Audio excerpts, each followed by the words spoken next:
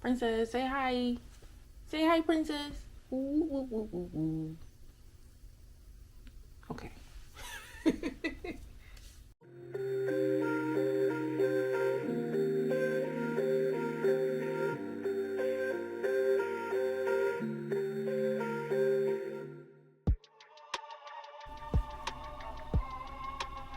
Princess, you want to say hi again?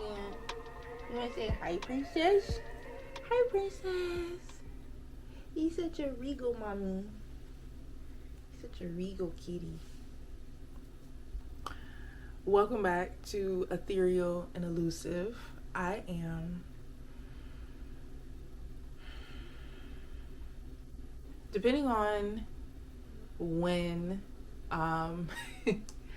the order in which I post these videos that I have recorded, it might have been a while since you've seen me, but either way, it's been a very long time since I recorded. It's been months. This YouTube journey for me has been filled with a lot of fear, to be honest. There's a lot of resistance inside of me. There's a lot of me that, like, I love watching other people's content and getting pulled in and tuning in every time they drop a video. I think it's exciting. I think it's so cool how different people express themselves and express the things that they care about and that they're interested in. And it's like, I want to be a part of that creative flow. But just the slow build up in the beginning is always really intimidating, and it's like, when will the tides turn? Sort of thing, because I just really don't want to go the route of paying for views. And and I speak about that candidly because although other creators won't say it, but a lot of those creators who drop their first video and they get like 100,000 views, it's because they paid for that exposure. AKA they paid for the views. Don't let it be misconstrued. But anyways, back to my journey. So I am a lot of things, and I was thinking about it the other day, and I was like, the whole point of this YouTube channel, Ethereal and Elusive, is so that I don't put myself in a box and I can create whatever type of content I want to create. And so this video is going to be completely different. I don't know what any video on the channel is going to entail, so I don't know if I'm going to like immerse myself into this niche that I'm about to explore with you guys today, but it's something that I've been really wanting to do lately. So today I am a booktuber and I am really excited about it because I've been really diving back into reading. I've been building up the discipline, I would call it a discipline and a practice of reading. When I was young, I really loved to read. I was a reader. I did it for escapism, to be honest. I really didn't do it to accomplish anything. Like, they had like reading incentive programs in my grade school, but I didn't do it to accomplish anything. I just did it because I just like to mentally escape into different worlds and realities. and so as I became an adult, like, I think reading got hard for a lot of people, but I'll just speak for myself. Like, in college, when it's like you're required to read so much and your life is going through so many changes that you don't have time for the things that you once really enjoyed doing. So it kind of fell by the wayside for me for a long period of time. But recently, for several reasons, I've wanted to pick back up reading. One of those reasons is because I want to, what's the word I'm looking for?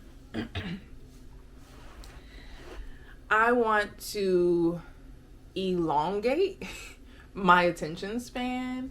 I want to increase my patience. I want to increase my ability to sit. It's kind of like an extension of my meditation practice, and like, but I just recognize, like, we really do live in a microwave society, and I just have to be really intentional with making sure that, like, I do have ADHD, but making sure that I can like pay attention to stuff or not get so easily irritated and lose patience. If things aren't happening quickly, or like when people are talking to me, I can focus on what they're saying, because like historically I am a great listener, and I still am a great listener, but my ADHD had gotten so bad that I was becoming not a good listener and my patience was shortened, and I just want things to kind of get to the point. And so it's like I wanted to pick up. So a part of me was like, well, let me look back in my childhood, because I remember back in the day, we didn't have what we have now. And so in my childhood, the people of my generation, my age, I'm 32, we had a lot of moments of silence. We had a lot of moments of nothingness. We had a lot of moments of boredom. And I think it made us a lot more patient. At least during that time period. And I just see the value in that now, long story short. And also it's like, I just wanted to return to something that I really love. A part of like inner child healing, inner teenage healing is like, let's return back to these hobbies that really inspired us in the first place. And for me, that was reading. So today I'm a booktuber, and I've been like going down the rabbit hole of watching other booktubers, and it's just really inspiring me. And it's like, I want to talk about my books, and I think my partner is tired of me talking about books that he will never read to him because it's not his hobby.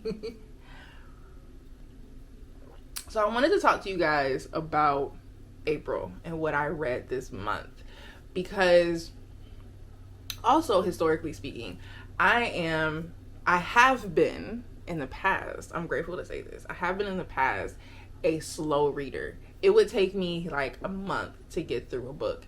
Mind you, I was getting through books that were like, just as an example, thick. Like, this is a thick book. This is a thickums.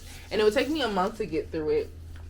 But even if the book wasn't that thick, like if it was slightly smaller, this is a really long book, even though it's paperback, in my personal opinion. But even the smaller books, it would take me quite amount of time to get through it. And no, I will not discuss that book until another vlog, because that book deserves a vlog of its own. But I am happy to say, like, after like developing the practice of reading, the discipline, returning back to the practice each time, in April thus far, because it's not over yet, I have read 5 books. And I'm so happy about it. I'm so excited because I literally cannot finish books quickly. So I'm like, what? And it's not even like I'm not speed reading to meet some quota. I'm just really enjoying the act of reading, that I just like devour these books very quickly. I'm dedicating a lot more time out of my day into reading. I'm being more intentional with it, so I get through them a lot faster. And I'm really excited about that. So I want to talk about the books that I read this month, and I kind of want to rank them from order of the ones I like the least to the ones I like the most. The first 2 books that I want to talk about, I don't know which to talk about first, because they were both really bad. They were both really bad. There's no way for me to sugarcoat that. They were both really bad.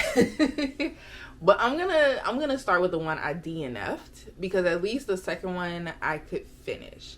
So the first one that I DNF'd, how I acquired this book was a really cute book event that I went to in Charlotte, North Carolina, where you pay $10 to get into the event, and you get a tote bag, and you fill the tote bag up with as many books as you can, and you go on your merry way. It was a really cool event. It was really fun. So I picked up this book called Terminal Velocity, and it has in parentheses, because I recorded on Fable, which is a book app for tracking your reading.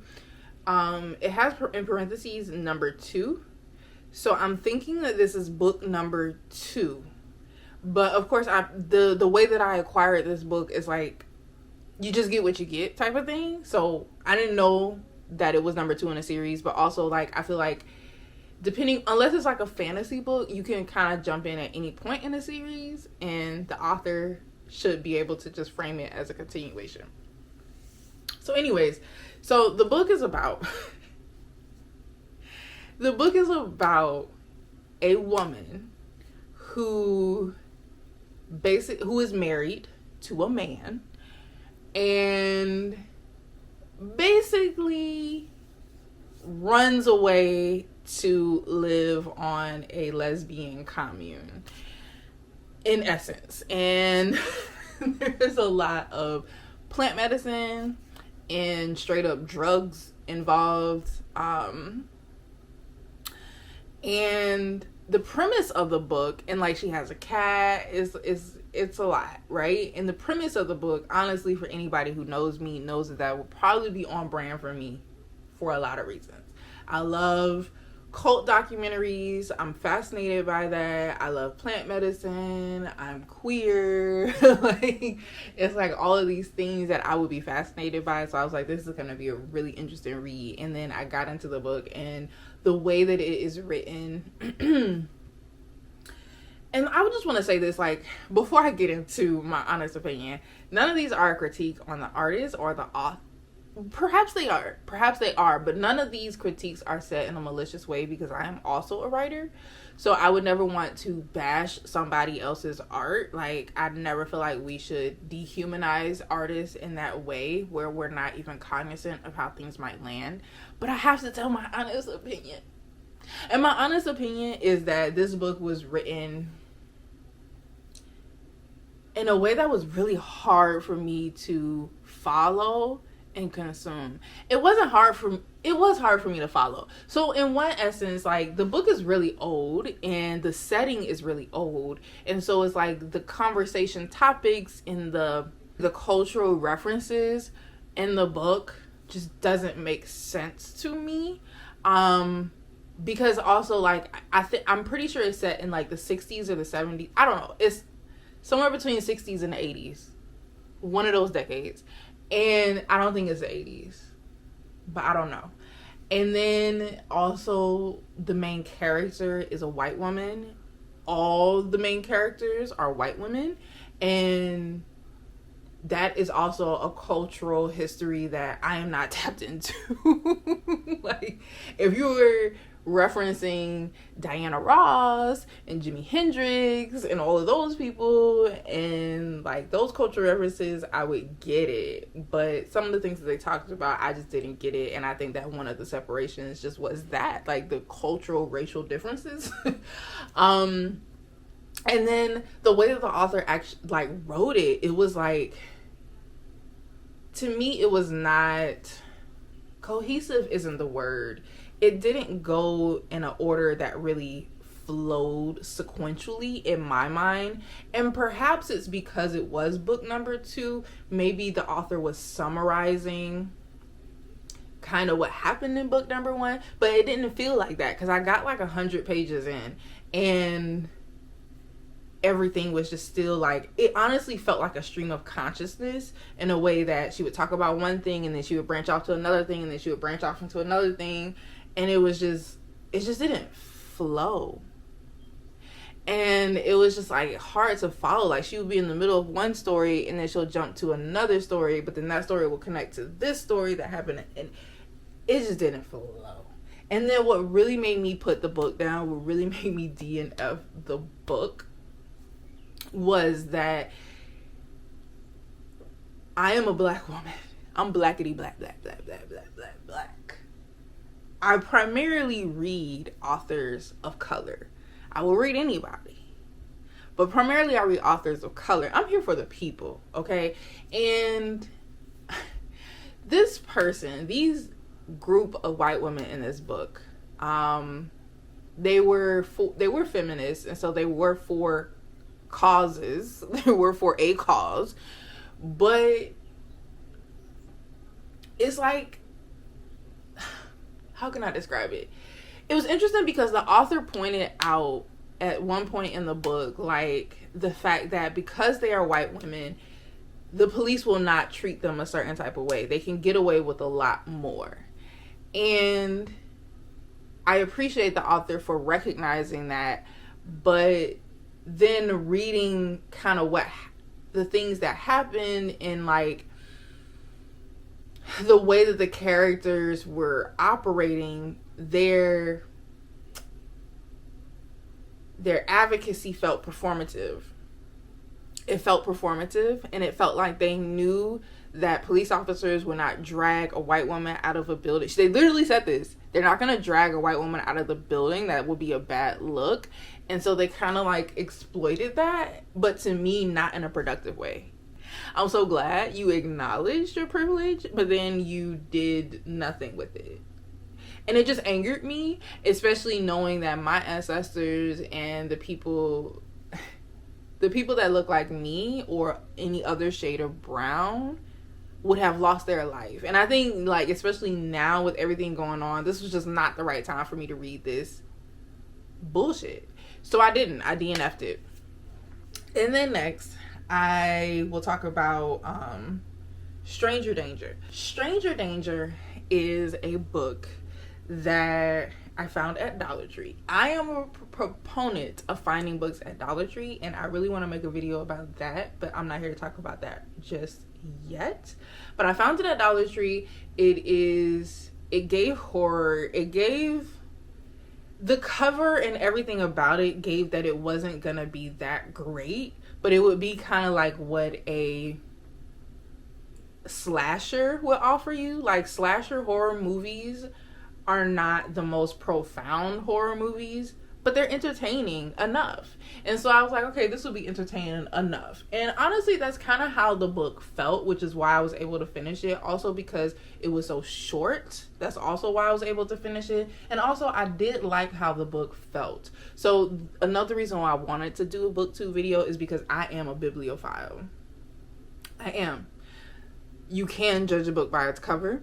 You can also judge a book by how it feels in your hand, by the pages, by everything. So I liked how the book felt in my hand, especially after reading so many like thick, hardcover, heavy books. I really wanted to read something light and like paperback and that I could bend and have fun with. And that's about as many compliments as I can give this book, because it was just really problematic. It was about, it was so chaotic. It was about this group of teenagers that go to this house in the middle of nowhere in order to study and prepare for final exams. But the main character of the book, before they even get to the house, start to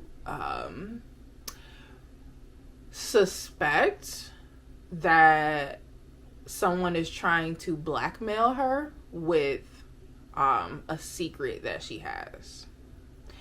And this person kind of presents as like a stalker. Like, she sees this person when she's walking her dog in the morning, like all black, and like this person is like texting her from an unknown number and like harassing her pretty much, but she keeps it a secret even from her friends because of the secret she feel like they're blackmailing her with.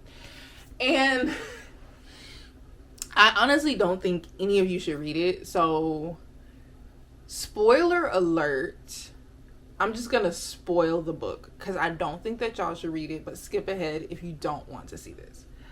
So, mind you, these are high schoolers. These are not college kids. These are high schoolers. And the secret that she's keeping is that she is sleeping with her adult teacher who is married. And it's fine to talk about taboo topics. I like talking about taboo topics, but I also feel like this is just not the social climate for me to be reading this. Because like, and I get it. I understand why it was written this way, because it is from the perspective of the girl who is currently in the affair with the teacher, but it just over romanticized. Because I don't care what you say, is like high schoolers are getting to that threshold of being legally adults, but they're not. They're not legally adults. They're children. And especially when you get older, like me, once again, I am 32. I can even look back on when I was 20 and I call myself a child, because you are a child. And so it's like this man who is married, who is it's just so much going on, but this adult and is like over romanticizing this relationship between him and her. And by the end of the book, you know, there is a separation of recognizing, like, she recognizes like she can't be with him because he's just a shitty person. But like also there was no moment of like him being like, I can't be with you because you're a child. I don't know, it's hard to describe because it's like I understand trying to show the perspective of a really tough taboo situation, which is actually the next book I'm going to talk about kind of gets into that. But like, I just think it was really weird. I just think it was really weird and I didn't like it and it made me uncomfortable. And I was only able to finish it because it was short. I think it took me like 2 days to finish it, which is really, really fast for me. 2 days is really fast for a book. So next I want to talk about The First Day of Spring. This book, I feel like from this point forward, I'm probably going to give a lot of unpopular opinions. Because this book does not have a really high rating. It gets a lot of mixed reviews. And I think that you either hate it grotesquely or you uncomfortably enjoy it. And that's what I did. I uncomfortably enjoyed it. So it's a really good book though. It's a really good book. So this book tells the story from the perspective of a girl / woman, because they flash back between childhood and adulthood for her, who at 8 years old, she kills a boy. And at 8 years old, she kills a 2-year-old boy, to be specific, and she enjoyed it. And when I read that in the book cover, I was like, this is gonna be a really insane horror. I don't know that I would categorize it as horror though. I'm not sure that it is categorized as horror. Yeah, I don't know. It's really good, but it's really uncomfortable. And I hated the main character the entire book. Even when the author, even when you got to the point of the story where you see more of what made this character who they are, when you place it in context, I still made up in my mind, morally speaking, that I was going to hate the character. And that's just how I feel. But I did like it because I felt like it brought into question, for me anyways, when I got to the end of it, it made me think of like, okay, if I am like a spiritual person, I believe in grace and forgiveness, and I do believe that it's infinite, and everybody deserves a chance at that. Everybody deserves a chance to grow and learn from their experiences while still facing the consequences of their actions. I'm sorry. You killed a child and you liked it. Like, and the main character, like, especially as a child, she's a psychopath. She is a psychopath. You are literally reading the perspective of a psychopath. She is the worst child. She is a demon seed. And if I had this child, I don't even know. I don't even know. She was like the worst human being as a child. I ain't gonna lie. But then the author is like, but wait, everybody has a story. So what is your judgment after you hear her story? And my judgment is she's still a terrible person. But it's like, who deserves a shot at redemption? I think is the question mark at the end of this book. And I think that I'm not like swayed to feel any different type of way because it's a fictional story. I don't really care. Although I did realize that I think that it was based on a true story. I'm pretty sure it was based on a true story because I was telling a friend about it and she was like, that actually happened in the UK and this book was written in the UK. So I think it's based on a true story, and it's like, who deserves redemption? How long are we going to punish somebody for something that they did? But this girl did way more than just killing that 2-year-old boy.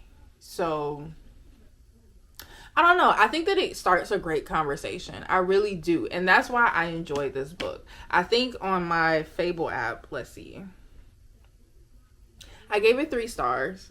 Hi, my princess girl. My cat came in front of me. And when she comes, that means she wants attention. But I think I gave it 3 stars on Fable. And whereas a lot of people gave it like, they DNF'd it. But I enjoyed it. I was disgusted. But I was very intrigued the whole time. The entire time. I was very intrigued. Until the end. I think it got a little, I don't know. And then also, last thing I'll say about this book is like, there is no like, it's not like a thriller in that it's full of twists and turns. To me, this is a story that makes you question who is worth redemption. And I know I said that so many times. So I'm gonna move on to the next book. But I did really enjoy it. A lot of people hate it, but I enjoyed it. A lot of people found it triggering, and it is triggering, but I did enjoy it because I like horror. And like, I automatically assume if I'm gonna read horror that it's going to be about uncomfortable, taboo topics. Like, I know that that's just a part of reading horror. Next, I read Grave Things Like Love. And this is a really interesting book. So it's about the main character whose family not only owns a funeral home, but lives in the funeral home that they own. And it's kind of a coming of age story, to be honest. There's a lot of questions like how she fits in with her friend group. There's definitely a love story in here, and there's definitely a story of like, what am I gonna do with the rest of my life? I don't know who I am, so how do I know which direction I want to go in, while everybody, all the adults and all my friends are telling me which direction to go in. So it's really interesting. The thing I will say about this book is that the cover is not cute. It's not cute. It's not cute. It's not cute. For a bibliophile, this is not the best cover. The art style is not the best style. The glossiness of the pages, this should definitely be matte. Like, there's a lot of, I can critique about the way the book looks. Wow, not me eating my words. At the beginning of this, I said you can judge a book by its cover. And this definitely proves me to be a liar. Because this book looks, I don't know if it is self-published, but it looks self-published. And I am a self-published queen. I have 2 books available on Amazon now, and I'm working on a 3rd. Go check that out. Link will be in the description. So this is no shade when I say that, but oftentimes you can tell when someone is not represented by a big publishing house because the book quality is not always the same. The budget is just not there. The resources are not there. And this looks self-published. And self-published can be a hit or miss, especially when you don't know the author. You have no connection to the author. It could be a real miss. And I got it from the Dollar Tree. It could be a real miss, but this was a hit. This was a hit. It was cute. It was cozy. I think that's what I liked about it. It was a really cozy read. It was really cozy. And that's all I'm going to say. I feel like you should give this a chance. I think this would be a great like fall time read leading up to like Halloween. Because it's really cute. And I think it's really interesting too for a teenager to be in a family that owns a funeral home, because they have really close, they experience and witness things that the average teenager would never have to sit with, and that is death. That is like all that comes with laying somebody to rest in the grieving process, and it's like their normal everyday life to see dead bodies. Like, it's really intriguing. It really is intriguing, and it makes for an interesting perspective of that main character. So the final book that I'll talk about, and we down to the final few minutes of how much is left in my camera. So Mexican Gothic. I would say unpopular opinion, because I feel like, at least for the booktubers that I saw, and for the, not for the booktubers actually, the booktubers loved it. It was on Fable, the readers were giving this a hard time.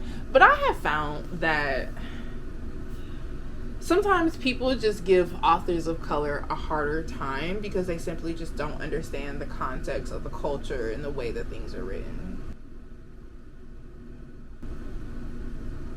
And that was no shade, that was just fact.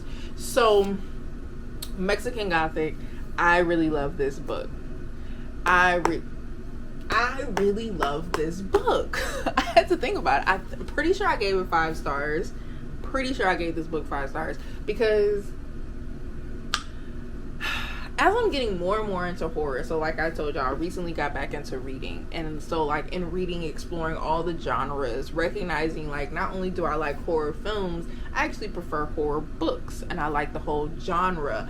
And so getting into it, right, this was my first time reading a book that was about a haunted house, and that is a specific type of horror writing for sure, in that like it more so, it's not about jump scares or like these grotesque or like body horror or any of that, which there's a look, I wouldn't say there's body horror in there, it's just uncomfortable images, but like it's more so about atmospheric. And I love that. And I feel like also like Gothic horror sometimes get a bad rep. I'm not sure if I would like to watch Gothic horror. I haven't watched a lot of Gothic horror. So I'm not sure how I feel about watching it, but reading it was really beautiful because it's like, it just takes its time and it really builds a story. And I think as before, like a lot of people critiqued this and said that it was really slow at certain parts. And so I was waiting for it to get slow, but for me, none of it felt slow. Honestly, like I could see why people would say that, but also I was just so immersed in the actual like imagery and the way that it was written. The author, she can write. It's a she. I'm gonna say they can write. I don't know their pronouns. They can write, because I would read it at night with my little book light and all the lights off, and there were moments where I was like, I have to stop reading this because I am legitimately spooked. And it's just building the story, and I usually don't like flowery descriptions of things, but this, like it could, because it sets the tone. That is where the horror is, and like taking your time and like picturing everything. So definitely check that out. So that is what I read this April, and I'm about to pick out my next book. I'm also currently listening to Only for 1 Week on audiobook. I'm trying that out too because I'm not an auditory listener, so this should be interesting. But yeah, I have 2 minutes left. So this is perfect timing, but thank you for tuning in, and I'm so excited to continue reading, continue creating more content, and I hope that you guys just continue being your beautiful ethereal selves. And until next time.